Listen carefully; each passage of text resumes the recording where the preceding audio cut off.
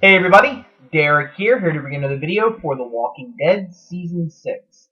And what this video is going to be doing is doing my review for Always Accountable. To let you guys know what happened, to give my thoughts on everything, to see what it might mean for the future, and just my overall impression of the episode.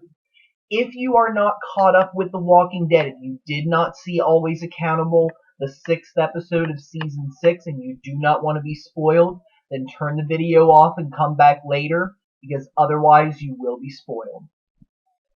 Okay. My overall impressions of the episode, it wasn't terrible, by any means, but I really feel like they could have done a little bit more with it. It just at times, didn't really measure up to being as suspenseful, dramatic as other previous episodes of this season have been.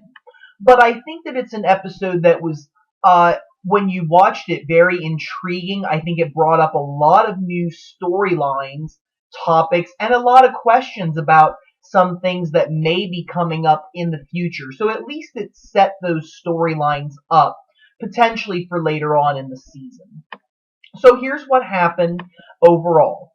So the beginning of the episode features Daryl, Sasha, and Abraham. They have led the Walker herd out as far as they needed to go, 20 miles, and they were getting ready to, turn around and go back when they run into this, group of people that are in these cars, that all of a sudden just start to chase them down and shoot them. And Daryl, Sasha, and Abraham get split up. Abraham and Sasha are, of course, together because they were in the car, and Daryl's out on his own. They get separated, and Daryl ends up having to drive away because, of course, he's on a bike. He's out in the open. It's a lot riskier for him to, take cover or, try to maneuver around everything. So he gets out of the area. Abraham and Sasha crash the car, and then they end up killing two of the people that were in one of the cars. So they take out the one car, and then the other cars go into the woods after Daryl. And Daryl at one point had taken a tumble off of his motorcycle. He ends up out in the woods, just this burnt part of the woods, and he cut his arm pretty bad. He's a little dazed from everything. So he ends up, getting off his bike, trying to, assess himself and figure out what to do, when all of a sudden he runs into these two women. That blonde-haired girl with the shorter hair and a little bit of an older woman, probably would have been around 30s, maybe 40s, maybe, who was also there, and they, hold up their hands, they say, hey, sorry, we'll give everything back that we took, hey, don't hurt us. And then all of a sudden this guy comes out from behind and just smacks Daryl upside the back of the head and knocks him out. It takes a while for Daryl to wake up, but when he finally does, it's daytime again. It's the next day, and the guy basically tells Daryl, that if he says anything, he's going to kill him, not to shout out, and kind of gives indications that he believes that Daryl is from this group of people, which is something that I predicted in my latest video about Is This Dwight, which I believe this episode confirms. I don't think they actually use any names other than the younger girl. Her name was Tina, but the man and the woman, the other two, I don't even know if they said their names in this episode, but if I had to make my best guess, and if I heard correctly and if I saw things correctly, I think this is Dwight and Sherry from the comic books. And they seem to think that Daryl is part of the group that they were from. And it turns out that they are running away from this group. They basically stated that they're tired of kneeling, they're tired of following this code, and that they just want to get away.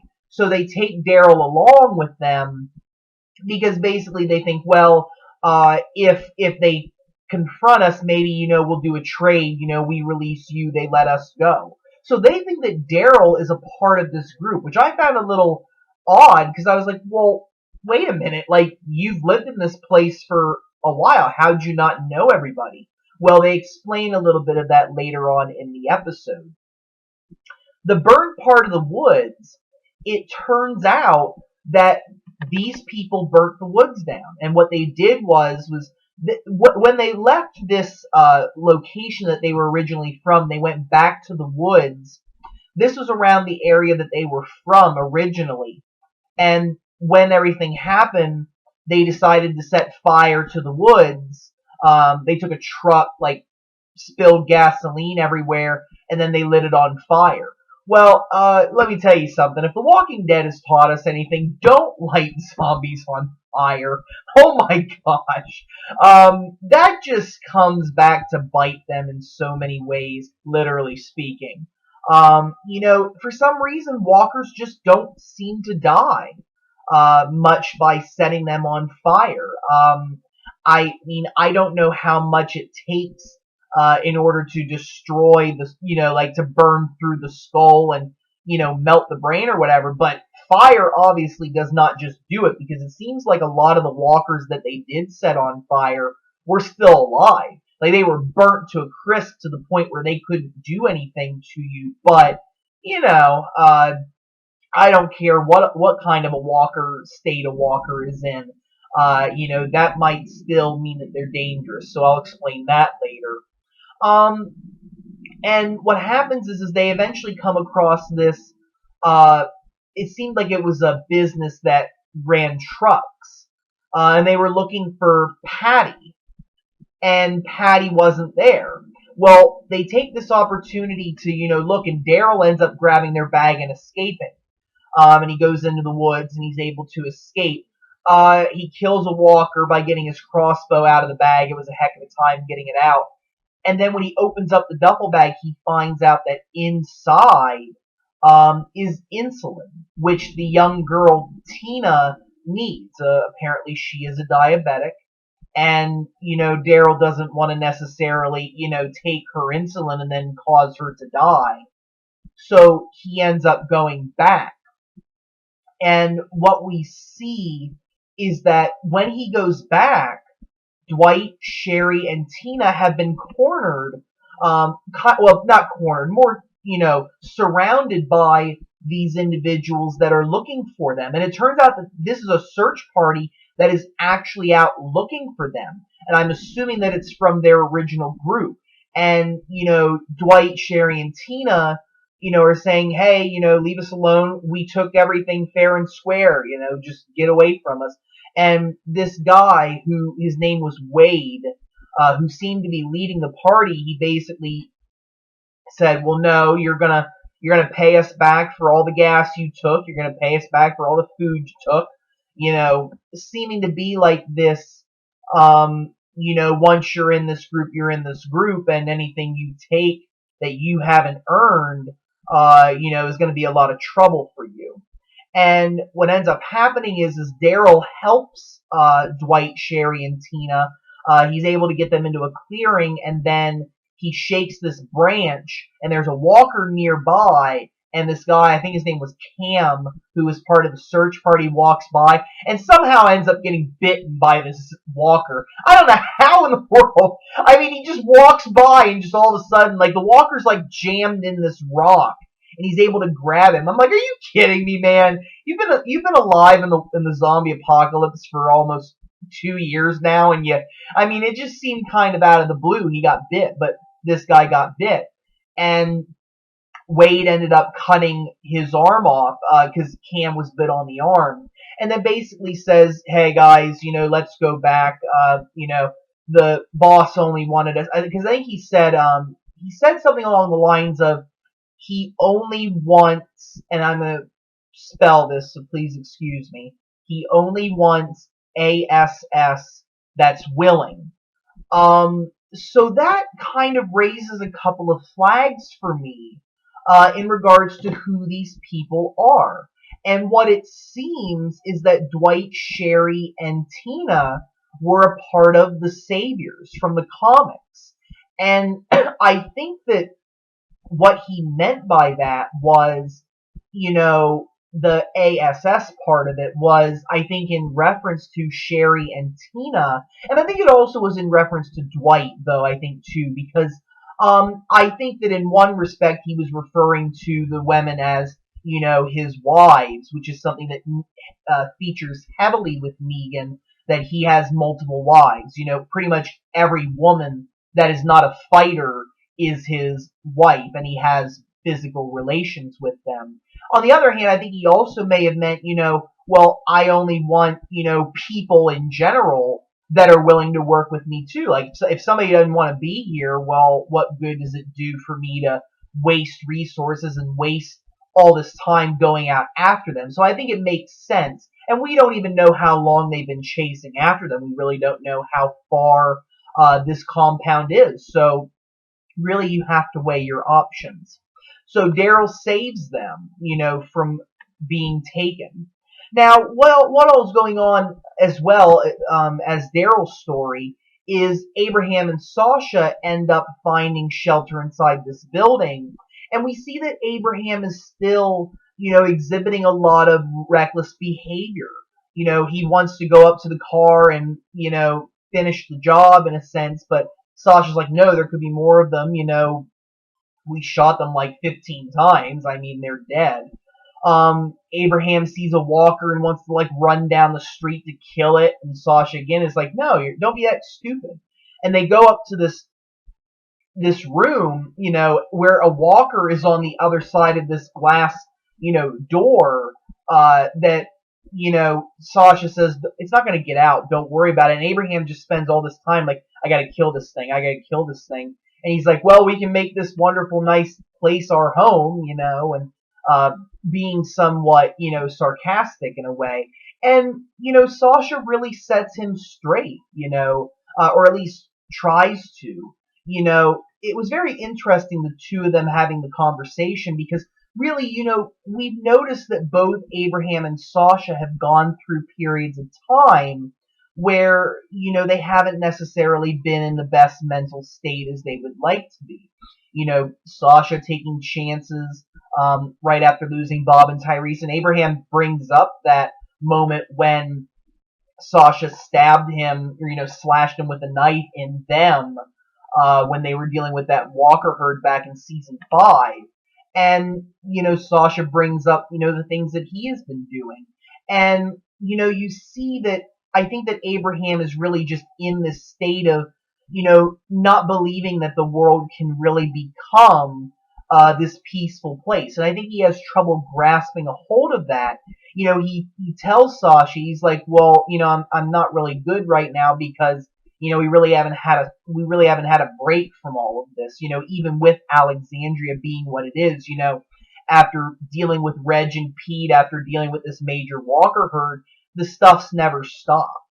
And, Sasha basically tells Abraham it's up to him. He needs to make the choice to, now that he has these options of a house, a roof over his head, walls, food, people, he's accountable for them. And he can either, straighten up and help them or not. And what's interesting is Abraham actually leaves and goes out on this bridge where he sees this walker that's dangling out over the bridge with this RPG over his back. And it's like hanging, like this fence fell and the walker's impaled with the RPG strapped around him. And Abraham actually climbs out there and is like trying to grab it and like playing with the walker, like you think so many times he's going to get bitten. I mean, that's like one of the few moments of the episode where I was actually on the edge of my seat. I was like, Abraham, like, what are you doing? Like, come on. Don't tell me they're going to kill Abraham off like this. But miraculously, the only thing that happened to him was he just ripped his shirt really badly. And what ends up happening is the walker actually, because of all the, moving around, the fence basically gives way and the walker's, body where it was impaled, the skin just separates and it falls. But the RPG stays behind. So Abraham is able to get the RPG after all, as well as some cigars and a military uniform or an army uniform. I'm not too familiar with what the different uniforms look like, but he had some kind of armed forces uniform that he was wearing at the end of the episode. And when he goes back, he talks to Sasha, and ironically, one of my predictions about Abraham and Sasha potentially forming a relationship may be coming true, because Abraham actually expressed feelings for Sasha. He basically told her, that he likes the fact that she can see through the BS, the way that I would put it. And you see that they really are very similar in many ways. They're no nonsense individuals. Both of them have struggled, and I think that they both, do share some chemistry.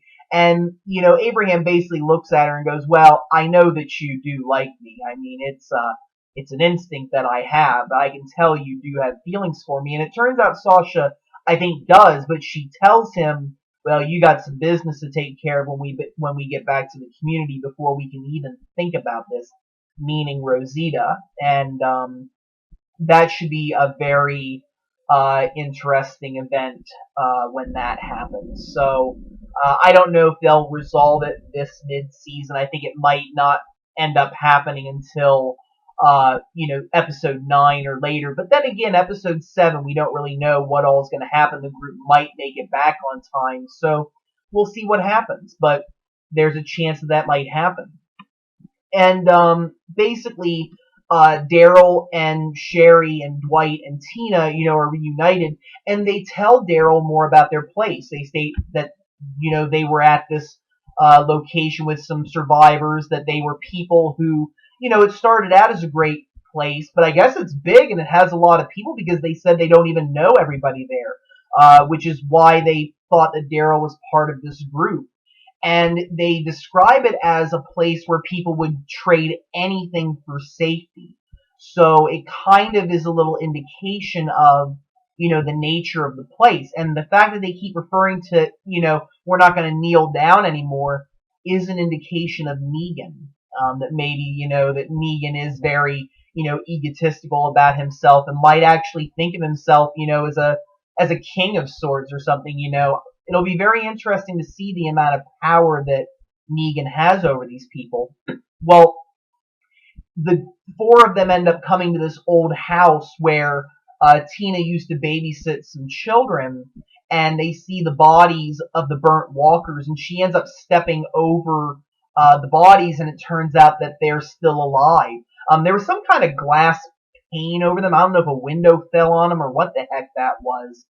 But she ends up breaking the pane, and the walkers are still alive, and they end up biting her on the neck, and she dies.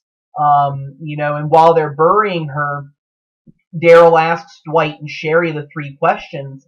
And, Dwight has killed lots of walkers, but he hasn't killed any people, and he tells Daryl the reason why is because that once they start killing people, then they can never, go back to the way that things were. So, you would think that maybe this is actually a good fit for Alexandria. And they end up going back to the bike, and Dwight and Sherry end up betraying Daryl. They hold their gun on him. They take Daryl's crossbow, which, I thought may be something that Dwight might do. So now Dwight may start to use Daryl's crossbow. And, they leave him behind, and they take the bike on their own. And, Daryl ends up telling them, that they're going to be sorry for what they did. So we may see a little bit of confrontation going on later on if Daryl ever catches up with them. And finally, Daryl ends up finding Patty, which it looked like was a truck. That maybe Patty wasn't a person, it was the truck. He's able to get in the truck. He gets back with Abraham and Sasha, and the 3 of them are driving back towards Alexandria. And Daryl gets on the walkie-talkie to ask for Rick, and Rick doesn't, or at least it didn't sound like Rick. But somebody answers back on the radio, and it's like, there's a lot of static, and then you hear help. So I wonder whose voice is on the other end of that radio. And I'm going to give a couple of predictions on that in another video. So stay tuned for that. I want to thank all of you guys for watching. I'm going to bring this video to a close. If you have any questions or comments, don't be afraid to leave them. Feel free to subscribe. I do have more videos coming. If there are any suggestions for future videos that you would like to see, don't be afraid to suggest them. Have a wonderful evening, and thank you very much for watching.